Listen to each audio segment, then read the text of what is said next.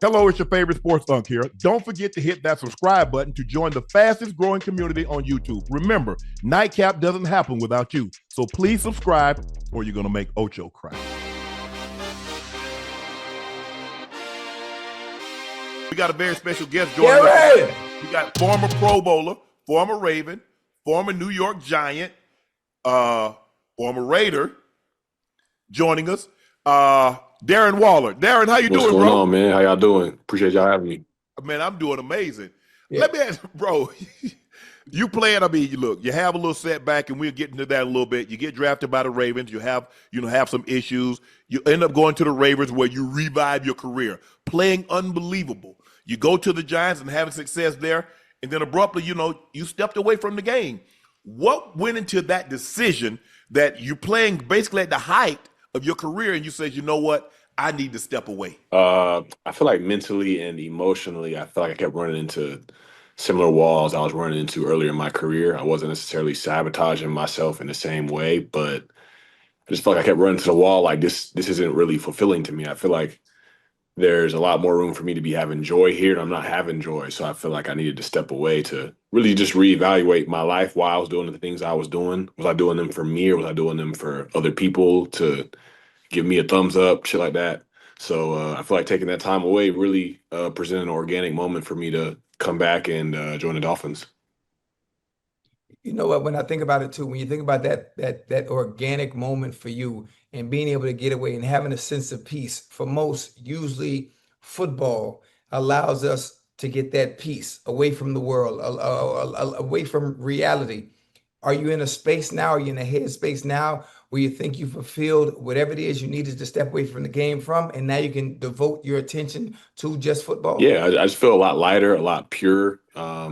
Just in my life, I feel like there was a lot of things I was involved in or trying to do just to, I don't know, escape the game in a way. But now I feel like the perspective I got from these last couple of years allows me to step in and just see it the way I saw it, like when I was a kid. You know what I'm saying? Just being excited to Yeah. play, like having fun, like with the team, just cutting up. Like I just see it with a whole new pair of glasses now. Yeah, that's dope. When you stepped away from the game, did you think it would be as easy as it was to get back in? Because normally, getting in is easy. Getting back in is really, really Yeah, I hard. feel like dudes ain't just really just like stepping away and then being like, I want to come back. Usually they step away. It's like there really ain't no coming back. So me coming back into it, I mean, I feel like I've always respected the game. So I'm like, dudes is still just as fast, stronger, maybe even more so. So I'm like, shit. I practiced maybe 3 full practices, a couple limited ones earlier, Yeah. right when camp first Yeah. ended. So I was like, I don't even really know what I'm gonna be like when I step back into this. Like I'm gonna get hit too. I ain't got hit in 2 years, and then to have it go how it went on Monday was just like, you couldn't even script that for real. I think, but when you think about it too, when you were in the game, you were still one of the better players in the league at your position. I mean, just removing yourself for 2 years from that and coming back with just 2 years, you're still going to be one of the better players at your position, as you saw when you guys played. So I'm excited for you. Skies is obviously the limits. Tyreek Hill is now gone. And so that puts you to even more of a bigger role, because knowing Mike McDaniels and the creativity he has offensively, you can create mismatches with you all damn day. All damn Yeah, day. for sure, straight up. How long did it take you for your spidey senses to come back? Because like when you enjoy, like when you take like 4 months off, it takes you a while to really understand, like, okay, this is where my danger spot is, danger over here. The guy's coming up from behind. I need to get up in my shadow. Being away for 2 years, I can only imagine, and your spidey senses are shut off for 2 years. How soon did it take them to start tingling again where you felt, okay, this is man zone. I got danger on my right. I need to get up in my shadow. I need to spin left. I need to spin right. How long did that take for the comeback? Bro, I still feel like it's coming back because like during the week of practice last week, like we had like put a play in where I was kind of running like a choice, but like it kind of turns into like a wheel route. And I was out there like on the red Right. line, Okay. thinking I'm on the red line. I catch it like my feet are just barely in bounds. So I'm like, I got to get my field spacing back. But luckily, like that first Right. play, first third down of the game, it was just like 2 man, and I'm just like, all right, like I know what this looked like. I beat this a million times, and just like that muscle Mhm. memory came back. But no, you definitely right. Like I feel like the spacing, reading his zone, seeing how coverages react from the disguise, like post snap. I feel like all that shit's got to come back with reps. Yeah. Well, I mean, and speaking of reps, was the game too fast for you? Did it feel like you were moving in slow motion a little bit, being that you've been away from the game? And listen, you didn't get a chance to play in the preseason. I'm not sure, but game speed is totally different. It doesn't matter how much you practice. Once you get in the game, playing against somebody else, you be like, "What the Yeah. hell?" Have you caught up to that yet? Are your legs up underneath you yet? I feel like it was a good start Monday. You know what I'm saying? Like I was getting, reps against guys like Sauce, and there's good Mhm. athletic guys on that defense that's Yeah. moving fast. So I feel like it's a good start, and I'll probably see matchup guys with guys like JC on Sunday with the Panthers. They got some guys Yeah. that can cover. So I mean, I feel like it's only going to get better for me. I feel like the little things, tops of the routes, just to feel like how Mhm. I'm feeling, and stems, and just playing fast and not really thinking is Right. gonna probably take some time, but I feel like I'm probably further along than I think I was just off of Monday night because I didn't know what to expect. I think the thing is that you, like you said, I mean, you really haven't. It wasn't like you were out running routes because you didn't know if you were going to come back, and so now basically they're putting you out there, and you got to, hey, do I rip? Do I swim? What do I do? Do I press? I mean, do I get on his outside? I know I don't want to square him up because I don't want him to get my whole chest. I just want to give him a shoulder to hit. How soon did the route running aspect of it come back? Like I said, bro, it's still coming back, bro. Like I had got injured when a few weeks into my training of when I said, all right, I'm gonna play again, and that had me out for real until last week. So like I had a few Wow. practices before I got hopped in that game. So it's really all just coming back to me as we go along. So like these Wednesday, these Thursday practices is like super intentional. You get better and feel Yeah, more super comfortable. intentional for me to try to like, all right, how can I curate like everything that dudes was doing throughout camp? I'm kind of like trying to hustle up and kind of get back into that flow, but also just understand like, I am where I am. I'm supposed to be here right now. I ain't got to be where anybody else is at in their journey. My journey is probably as weird and unique as it gets. You know what I'm saying? When the Tyreek, were you on the field when Tyreek got injured, or did you see it on the jumbotron when No, they I was right replayed it? there. So we had ran like, I don't know if they call it a crash concept in your day, but it's like the dude in the slot runs like the 12-yard out, and you got the under from number one. The Yeah. smash route, yeah, we smashed the smash Yeah, I ran the concept, little yeah. under from number one, and I seen the ball go over my head, so I turned. I'm like, and Reed caught it, and then I just saw like, and then I just seen his leg dangling, and it was just like just instantly, just like Ah. it just brought me to the ground. Like I didn't even know my Mhm. body just didn't even know how to react. Yeah, because they said he suffered a dislocated knee, Yeah. torn ACL, and maybe some other ligaments damage. It's tough seeing that. So obviously, and Mike McDaniel is telling the story of how he's joking with some of the guys, like, guys, you just make sure you get this win, knowing, because look, you've been around this game enough. You know when it's a serious injury. The doctor doesn't have to tell you anything. You don't have to hear out a report. You've been around this game enough. You see that, yeah, he's not coming back. Yeah, straight Yeah. away I turned around and I was like, come get him. Come, they got to put him in the air cast Wow. immediately. Yeah. Right. So you was with Gruden. I think you were Gruden because he's like, hey, this guy, and he saw you. What has been the biggest difference between Gruden and Mike McDaniel? Because they both this basically the verbiage might be a little different, but this is the West Coast system. Mhm. Yeah, no, the similarities between the two, just coming from like the founding fathers, like Mike Shanahan and Gruden, like it's kind of easy Yeah. for me to pick up the concepts. Like there's different words, different nuances, but they're both really like they're one of one individuals. Like I don't think I've ever met anybody with personalities like either one of them. They got their own unique sense of humor. But I mean, they love ball for real, and they love putting the guys in position to do something with their career, do something with their lives. So it's really fun energy to be around. I feel like both of them got just a distinct energy. Hey, I don't I don't know. It's hard for you to say. But the word out is there have been reports that he was too lenient, and guys were coming late to practice, and guys were coming late to meetings, and guys were overweight. What have you seen in your short time there that leads you to believe that, you know what, he's the guy that can get this fixed? He's the guy that can turn this around and get the Dolphins going in the right direction. I've seen a sense of urgency just since July, from cleaning up, like the fines that guys had from last year, and just like all the little things that's just like how the fuck are we doing this and thinking that we gonna win? Like I feel like he's put in his energy and use his words to be like, hey, like this has got to change. And of course, it starts with me, but at the same time, it's like it's really up to the guys in the locker room to police this. And I feel like the captains have really gone out their way for Absolutely. sure to make sure things are different from that regard. And the results on the field sometimes it's like, okay, it may take a while to get things going. Like that's how the league goes. It's just super competitive. But from the standpoint of little things like you just described, I haven't seen any of that this year. Right. And so it's like, all right, like once you have that out the way, like we can actually go somewhere. Locker room controls the football team. Yeah. They police, they run.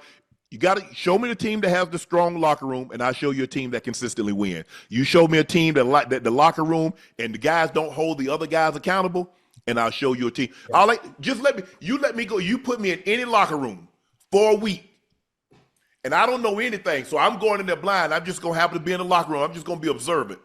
I'll tell you who's winning and who's losing.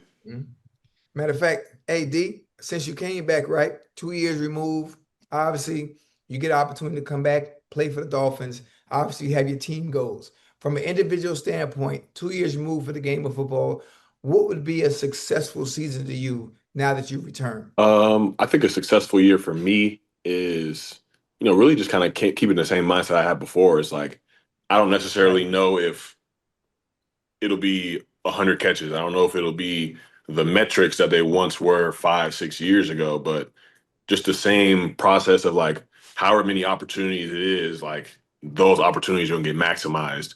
That's how I kind of try to Right. measure success.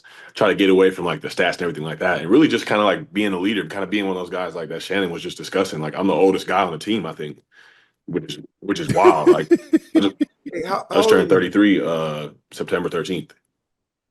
Oh, that ain't bad. That's young. That's Right. young. So Pretty just young. kind of like embodying that presence too, and just kind of like some of the shit that I've been through coming in, going back, like going from where I was in my career, I can relate to where any of these dudes is at in their career, from practice squad to getting cut to getting traded to on the rise, like just kind of stepping up in my leadership abilities, I would say as well.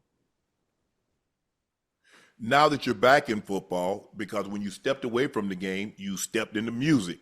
Obviously, that's a passion of yours. But now that you're back in football, have you put music on the back burner? Is that something that you're going to pick back up once your football career is over? Yeah, it's kind of on the back burner for now for sure. Like I think I've written of one verse or two since July, and like a hook or two for a song, but like I haven't really been doing anything. It's been focused on football for real. Like I got a lot of songs. Like I'll like tease some shit, like put some music behind some posts that I put out, but all those songs were recorded before I Yeah. even got back out here. So, and it'll be nice to take a break because I was going hard with it and creating in my time off, and so I feel like it's a good flow for me to be back in ball. And when it's time to pick the mic back up again, I feel like I'll be ready.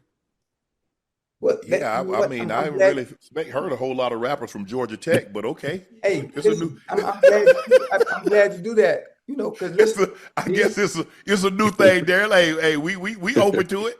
yeah, hey, one of my hobbies and one of my passions is, I write. I've written for a few artists. So if any point you pick that mic back up, let me know. I've written for Drake. I've written for Nicki Minaj. I've written for Lil You got Wayne. song, you got And, real credits. and oh yeah, I got real credit. If you ever, I wrote for What songs? Beyonce. If you look at their credits of some of the songs that I've done, I'm in the What credits. songs? Huh? You can't, your connection fucked up. Yeah, I got. I'm gonna show it to you. I'm gonna send it to you. But yeah, we get in the studio, do a little something, little duo, little duet or something. Say less, bro.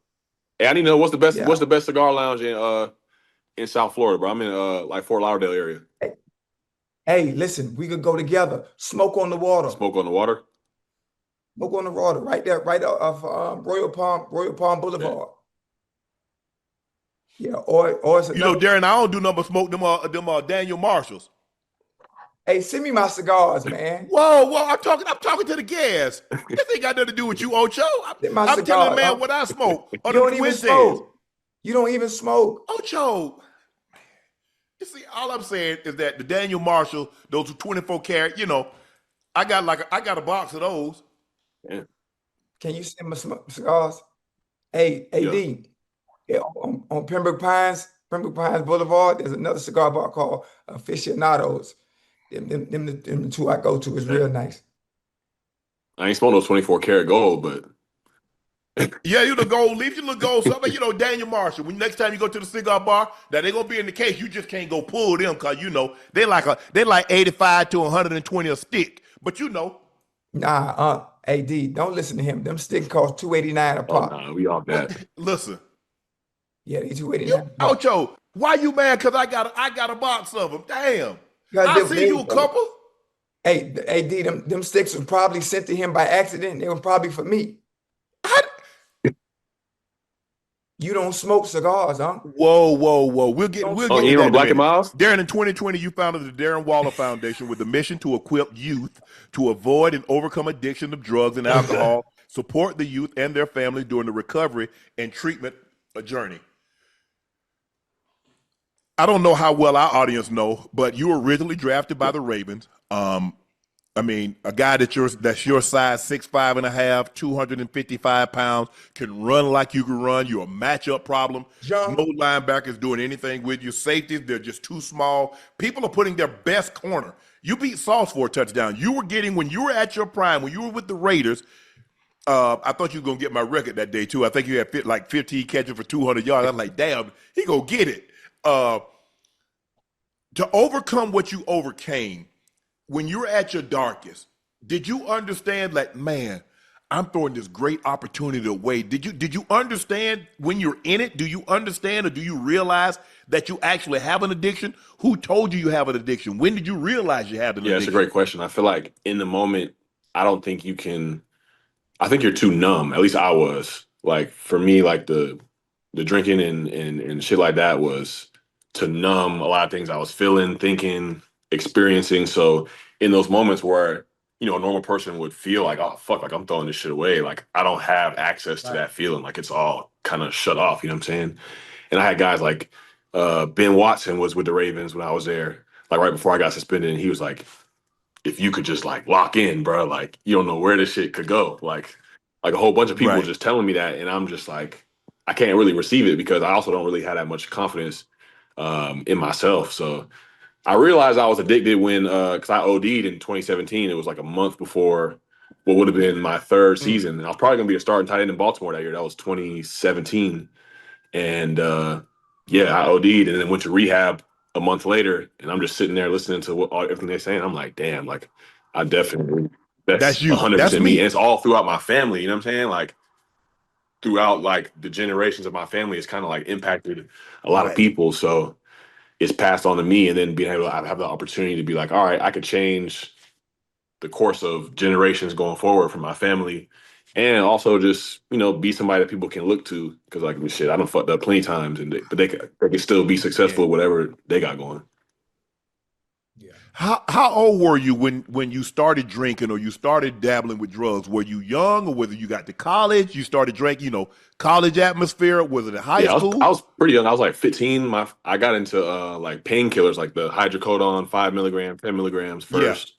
Started smoking weed and drinking after that, probably like junior year, and was just kind of off from there. It got real crazy through college and through my first couple of years in the league, and then so it's about like a 10-year run from like 15 to I got sober like a month for my 25th birthday. What what message would you like to share with the youth about what they can potentially overcome given you're the best teacher because you've overcome something. You know a lot of what these kids are dealing with. You know a lot of the signs. You know a lot of the symptoms. You know a lot of, man, I'm all right. No, you're not. Because that seat that you're sitting in, I sat in that seat for about a decade. Now I'm in this seat, and I want to share with you the message of how you can beat this addiction. The message for me is just like there are so many different ways that we try to mask what we really feeling or who we really are. We compare ourselves to so many different people. There has to be some level of return to like authenticity, find like a comfortability, like a peacefulness and a joy in just being like exactly who you are. Because I feel like me, this Mm. young kid, I was like, it all stemmed from the pain I felt from feeling like I was always like the odd man out, or people thought I was too weird, or I had big ears, big feet, I was getting roasted, or like it all started from all these little things that I was like, man, I don't feel like I'm Right. good enough, and I want to turn to things that make me feel like I'm good enough, or at least forget the fact that I'm not good enough. And when really it's like there are people around you that are going through the same things. We just all try to act like we don't have stuff going on in our lives. So it's really just being yourself. You're going to attract people to you that love you for who you are and that will support you whatever you go through. So I would just say, you know, there is really no peace, no sobriety possible if you don't find ways to really deal with the pain and the trauma that happened earlier in your life or whenever in your life, and just finding peace with just being who you are, whether people like it or not. I like that. Happiness. Happiness is, people say, I found happiness, but happiness is something that you create. Peace is something that you create. How long did it take you to get to that point that you says, I'm at peace with Darren? I'm happy with Darren. It's been elusive, man, to be honest. Like, I think my journey with like sobriety, just kind of seeing life differently, started like 2017. And I feel like there were a couple years in Okay. there where I was like, okay, like I'm moving in the right direction. And then there was some years in there where I'm like, I don't know. I feel like I'm kind of moving away. Like I'm still sober, but there's still something that's Something was blocking a missing. little bit. From say 21 to 23, and then it's like since retiring, it's opened up nothing but a path for me to just go as deep as possible with those kind of things and really just look at myself in the mirror. And now I feel like it's like a lot more attainable. I feel like the happiness is fleeting, but it's like I'm a lot more content with my life. Like I can step into football and just be like, I want to have this experience. This is what I want to do. I don't need it to do something for me, to validate me, to do X, Y, and Z. It's just like, this is the way I'm choosing to live my life. And I'm gonna enjoy this shit. And that's dope, man. The funny thing about it too, I'm really glad. I mean, I'm really glad you're able to be authentic and raw in answering these questions. The questions are phenomenal too, because there are people that are probably in the chat. There are people that are going to see this, and people that are dealing with the same issues you are, and not knowing how to navigate those situations or how to deal with it. And you being a testimony and being someone that has had issues, but gotten the help and look where you are now. That, I mean, dude, that's an amazing story. And kudos to you for having, for one, the discipline to do it and stick to it and be able to live out your childhood dream again. Yeah, Because most times people don't get a second straight up. chance. Appreciate that, man. Darren, we're going to get you out of here on this one. Now that you're back, have you put a timetable or a time limit on how long you want to play? Or you taking it year by year? Or you like, you know what? I really like to get 2 or 3 more in. Or you saying, you know what? All I know is that I'm going to play 2025. And I'll worry about 2026 and 2026 and beyond once that time arrives. But right now, I'm in the here, I'm in the now, and that's all I can control. I think you really just said it right there, man. Because it's like after experiences like Monday, because I came in, like I said, I got hurt my first couple weeks of training. I'm like, damn, bro, we on this shit again. Like this shit's still happening. And so I'm like, there's doubt, there's fear. Like, did I even make the right decision coming back? But then having like a night like Monday, it's like, well, wait, like this feels like there's still like plenty left here. Maybe there is something more down the Yeah. future, but it's like I feel like you just said, playing this season, giving this season my all, and then reevaluating from there. And so I'm open to everything. I don't want to say I'm done. This is just one chapter because I don't really know. Every time I thought I've had my life figured out in which direction it should go, I feel like God has flipped the script and been like, nope, we going this way now. Because I was set on not playing football ever again, but it's like here I am. So I'm trying to just remain open. Well, Darren, thanks for joining us tonight, man. Congratulations on all the success, everything that you've overcome. Lets us know that there is a God and that anything is possible. Stay healthy, and after the season, come back and talk to Yes, us sir, again. man. Appreciate you always. Look, bro. Appreciate you Peace. coming on, man. Darren Waller, tight end for the Miami Dolphins. To go through what he's gone through, Ocho, to be able to overcome, because, hey, like you said, he was about to start in Baltimore. Oh, yeah. And ended up getting suspended a couple of times, and they moved on, and now he ends up with the Raiders, and he's a Pro Bowl player. I mean, he's at the top. He's one of those top players. And then, all of a sudden, abruptly, Yeah. he steps away from the game. Mhm. And for 2 years, he's like, you know what? I want to come back. Yeah. And kudos to the Dolphins for giving him the opportunity. Now, I don't know if there were other teams out there willing to give him an opportunity, but I know the Dolphins was one because he's playing with the Dolphins, and so it's always great when you're here, you're down here, and then you're back up here again. And so, like you said, he doesn't know if he'll ever be what he once was in his prime, but for him to come back and to show that there's a possibility, because Ocho, you and I talk about it all the time. It's easier to get into the league than get out and try to get your butt back in. Back in, yeah. But listen, if you're really good and you leave a good impression before you leave, the chances of you coming back, they pretty good. Yep. He's a mismatch nightmare. You think about this. Remember when Jimmy Graham's with the Saints? Yep. You see what he looked like? Yep. Gronk. I'm not saying he's Gronk. I'm not saying he's Jimmy Graham, but I'm just saying that he's a mismatch nightmare. Yes. He can go out there out wide and go against receivers. I mean, he's really good. And you got a small sample size to that when they played Monday night.